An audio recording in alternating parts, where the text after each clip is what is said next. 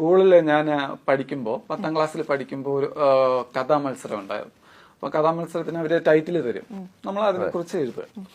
അപ്പൊ അവര് പറഞ്ഞത് വേരുകൾ തേടി എന്നാണ് അന്ന് പറഞ്ഞത്. അപ്പോ ഞാനുണ്ട്, എന്റെ കൂട്ടുകാരൻ ഉണ്ട്, ഒരുപാട് പേരുണ്ട്. അപ്പൊ 1ാം സമ്മാനം കിട്ടിയത് എനിക്കും 2ാം സമ്മാനം എന്റെ കൂട്ടുകാരനുമാണ് കിട്ടിയത്. അപ്പൊ കഥ നോക്കുമ്പോ വേരുകൾ തേടി ഞാൻ എഴുതിയത് ഒരു യുവാവ് അയാളുടെ ഗ്രാമവും വീടും കുടുംബവും ഒക്കെ വിട്ട് അന്യദേശത്ത് പോയിട്ട് പിന്നീട് വർഷങ്ങൾക്ക് ശേഷം അയാള് വരികയാണ്. അതാണ് വേരുകൾ തേടിയത് ഞാനുള്ളത്. പക്ഷെ എന്റെ കൂട്ടുകാരൻ എഴുതിയത് ഒരു കൊട്ടാരത്തിലെ രാജ്ഞിക്ക് സുഖമില്ല, മരുന്നിന് വേരുകൾ. പക്ഷെ നമുക്ക് അതൊരു ക്ലീശയായിട്ട് പറയാൻ പറ്റില്ല.